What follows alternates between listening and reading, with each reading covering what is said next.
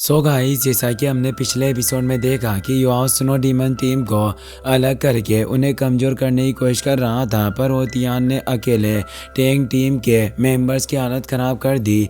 उसने युवाओं के टेरेन डिटेक्शन सोल टूल को डिस्ट्रॉय करके उस पर अटैक कर दिया था। फिर अब हम देखते हैं कि ओतियान के अटैक की वजह से वहाँ ज़ोरदार धमाका होता है। उस ब्लास्ट को देखकर जोई घबरा जाती है।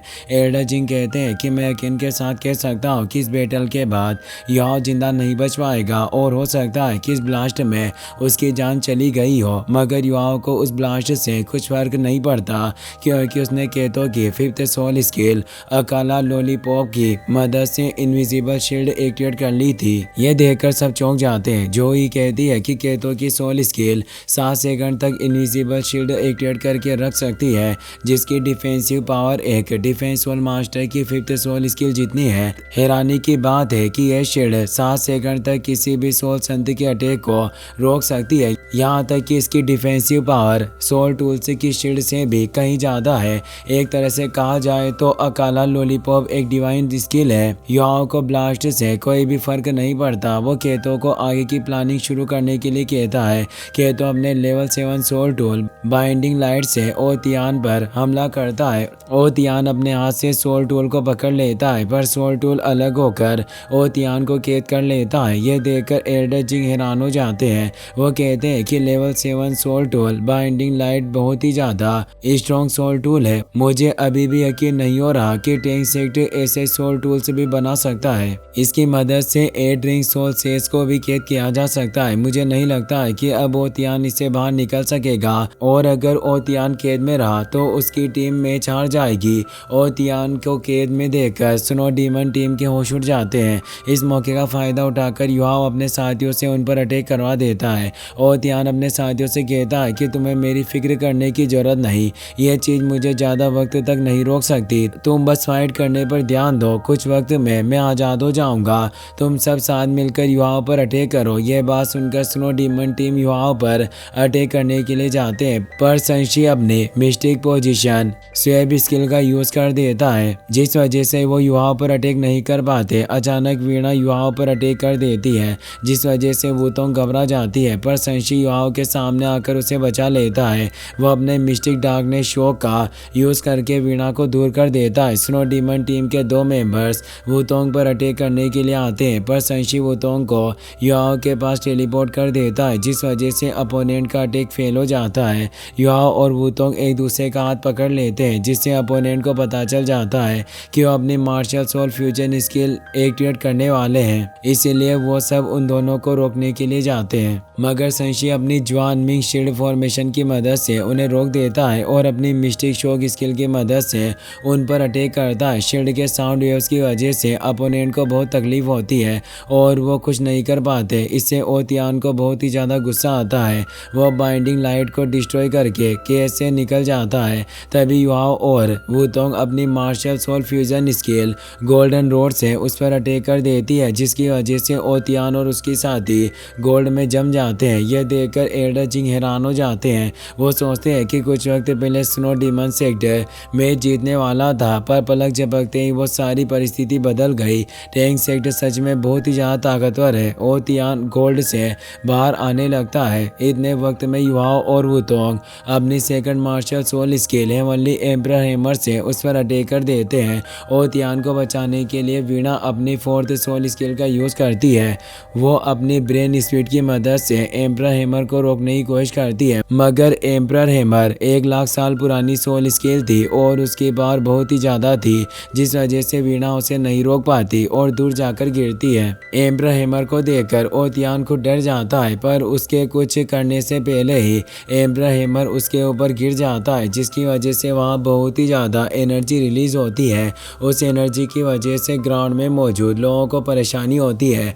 एम्परर हैमर के अटैक की वजह से ओतियान की हालत बहुत ही ज़्यादा ख़राब हो जाती है।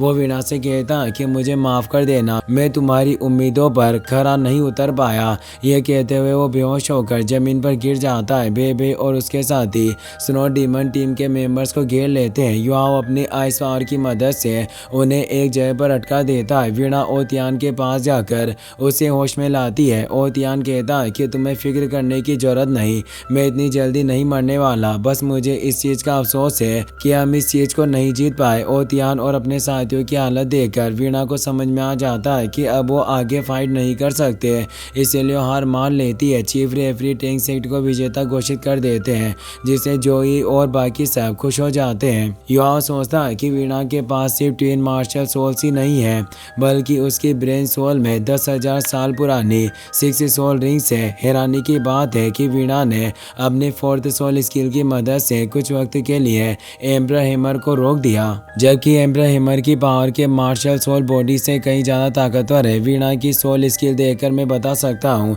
कि बॉडी सेक्ट हमारी सोच से भी ज्यादा ताकतवर और रहस्यमय है। तियान रेन कहता है कि मुझे यकीन नहीं हो रहा कि इस कंपटीशन की टॉप 4 टीम्स में 2 टीम्स श्रेक एकेडमी की है। यह हमारी सन मून एम्पायर के लिए बहुत शर्म की बात है।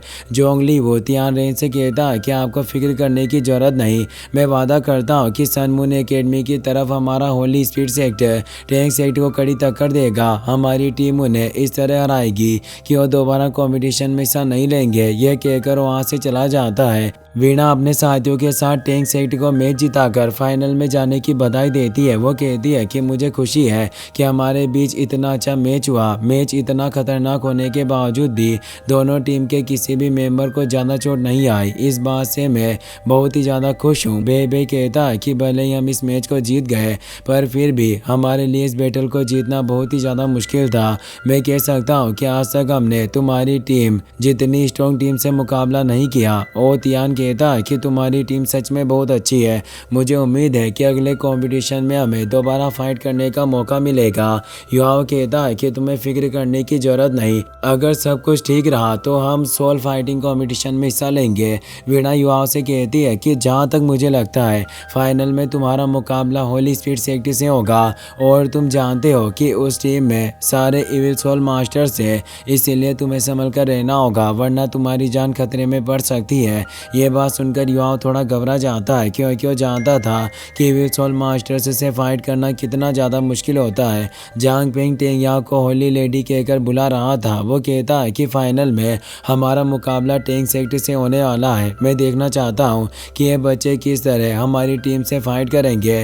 टैंक सेक्ट बहुत ही स्ट्रॉन्ग है, इसीलिए हम उन्हें कमज़ोर समझने की भूल नहीं करेंगे, पर मुझे पूरा भरोसा है कि आपके होते हुए टैंक सेक्ट इस कंपटीशन को नहीं जीत सकता। टेंगया उसकी बातों का कोई जवाब नहीं देती। वो युवाओं और उसके साथियों को देखने लगती है। चीफ रेफरी तियान रेन को देखकर घबरा जाते हैं, क्योंकि इस मैच में उन्होंने टैंक सेक्ट और स्नो डीमन सेक्ट को किसी भी चीज़ के लिए परेशान नहीं किया, जबकि तियान रेन ने दोनों सेक्ट के लिए परेशानी खड़ी करने के लिए कहा था। चीफ रेफरी जानते थे कि तियान रेन उन पर गुस्सा करेगा, इसीलिए वो पहले ग्राउंड छोड़कर चले जाते हैं। तियान रेन भी ग्राउंड से अपने पैलेस में आ जाता है, पर मैच के बाद से ही वो काफ़ी खामोश था, जिससे जूजी हैरान हो जाती है। वो पूछती है कि मैच के देखने के बाद से ही आप काफ़ी खामोश और निराश लग रहे हैं। मुझे समझ नहीं आ रहा कि आपको क्या परेशानी है। कहीं ऐसा तो नहीं है कि इविल मास्टर जोंगली वो की बात सुनकर आपको बुरा लगा हो, पर मेरा ऐसा मानना है कि वो सिर्फ आपको खुश करने के लिए ऐसी बातें कर रहे थे। जूजी खुद इविल सोल मास्टर से नफरत करती है, पर तियान रेन के साथ रहते हुए उसे उनकी तारीफ करनी पड़ती है, इसीलिए वो ये सब बातें कर रही थी। तियान रेन कहता है कि भले ही होली स्पीड सेक्ट इस कंपटीशन को जीत जाए, पर इससे हमारा कोई फ़ायदा नहीं होने वाला। वो हमारे एम्पायर का हिस्सा नहीं है। मुझे डर है कि अगर होली स्पीड सेक्ट सच में कंपटीशन जीत गया तो मुझे पूरे एम्पायर के लोगों को जवाब देना होगा कि आखिरकार मैंने इविल स्पीड मास्टर्स को कंपटीशन में हिस्सा क्यों लेने दिया। अगर मुझे श्रेक एकेडमी और बॉडी सेक्ट से बदला नहीं लेना होता तो मरते दम तक इविल स्पीड मास्टर्स की मदद नहीं मांगता। खैर, अब मुझे इस बात से फ़र्क नहीं पड़ता कि इस कंपटीशन को कौन जीतेगा। अगर हमारा प्लान काम कर गया तो इन सब लोगों के पास सिर्फ 2 रास्ते होंगे, या तो ये मेरे गुलाम बन जाएंगे या फिर मैं इन्हें मार डालूं। इसी के साथ ये एपिसोड यहीं पर खत्म हो जाता है।